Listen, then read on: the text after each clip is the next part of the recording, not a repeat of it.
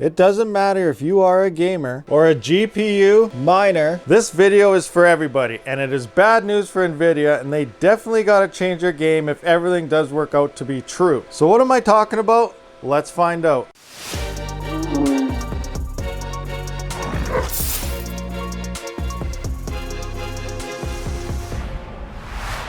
If you are unaware, Intel is having an ARC giveaway, which is the name of their new GPU series they are releasing, and they may have accidentally, based on that, released card pricing. We'll have a quick look here. So Intel recently launched an official second phase in progress of their XE scavenger hunt, and it seems that the company may have inadvertently put a hat on the next pricing for the XE Arc Alchemist discrete gaming graphics card in fine print.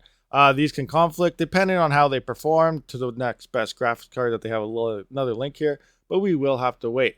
The giveaway details the 4 sets of winners, with the highest and first prize winners receiving free Intel Arc graphics cards and Arc branded merchandise and 3 to 3 Xbox Game Passes for PC.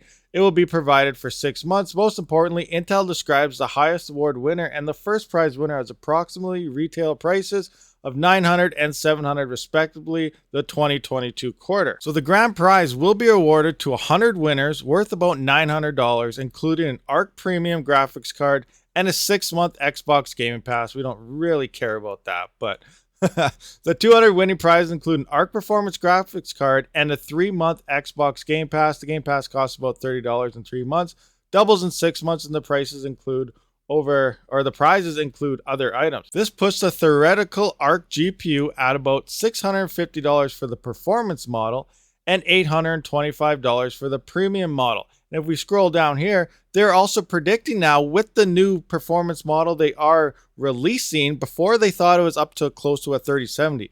It looks like we are now getting 16 gigabytes of GDDR6 memory, not the X. So the 3080s do have the X memory and it runs really, really hot. But this will have GDDR6 regular memory. So we'll see how it does perform. But they're expecting potential based on teraflop calculations to be on par with the RTX 3080. But let's take a look. What does that pricing mean? So these pricing is in USD. So it does say $825 for the premium. For us Canadian friends out there, I did the calculation. That's $1,021.99. That is like $40 cheaper than a Founders Edition 3080. So they're making a GPU with more memory.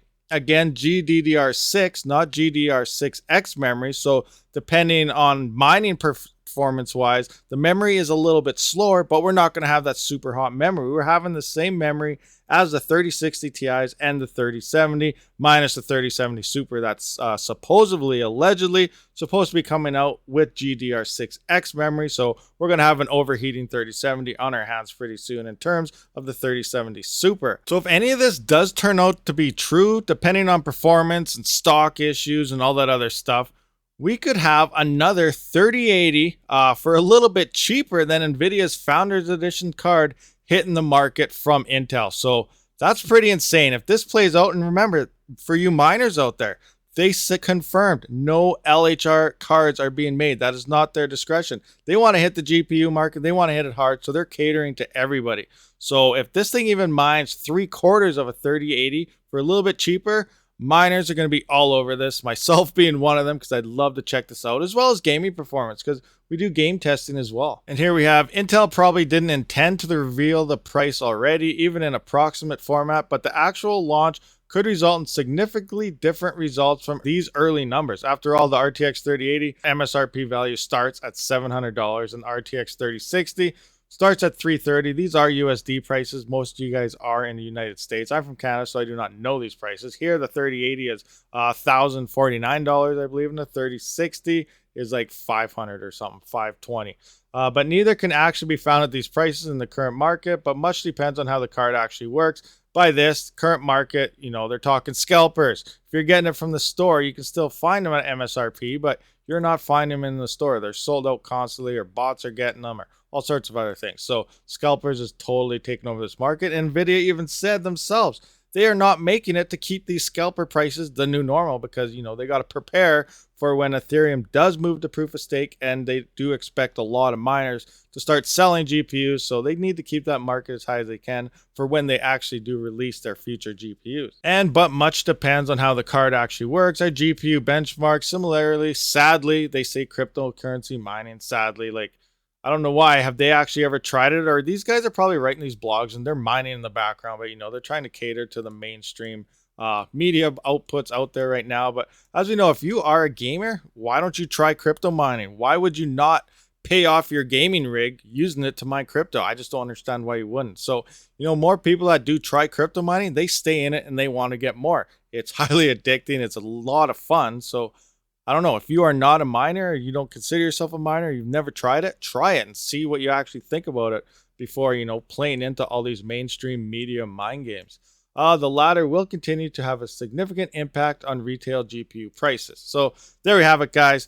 Intel may be releasing a potential 3080 competitor for a little bit cheaper, as well as their last GPUs are supposed to be 3080. So they're pretty much rebranding the 3000 series lineup, all being non-LHR and having more memory on top of it. So they mixed an AMD mixture into the Nvidia mixture. So who knows what's going on? We know we've been kind of skeptical. Intel, first time entering the GPU market, but if what any of these numbers are showing is true, they could be making a big impact. And if Nvidia does not do something fast to counter this, they're definitely going to be in trouble. We did hear in my last video where I talked about Nvidia manipulating everything, where they're talking to the AIBs to kind of sabotage Intel and giving them the cheapest parts possible for their coolers and everything. So whether that plays out, I don't know. Nvidia, I think you got to rethink your whole marketing campaign, because if Nvidia or Intel does hit this out of the ballpark, you guys are definitely in trouble. So I hope this does put a little bit of insight on what's going on. The 2022 is going to be a very interesting year when it does come to GPUs. Mid 2022 also is when Ethereum is supposedly supposed to move to proof of stake. But again, as we get closer to that timeline, we don't know if it's going to be extended even longer or if it will actually go through. Everything is 100% rumors right now. One last little bit that they do talk about AIBs here is Intel is working with third-party AIBs, which is add-in boards, partners such as ASUS, Gigabyte, MSI, to actually, so I don't know what the card actually looks like, but the initial rendering above the CES 2020 is very similar to the final product. More details will be available in early 2022. So it looks like ASUS, Gigabyte, and MSI. So out of these three brands, I would definitely go with MSI as number one.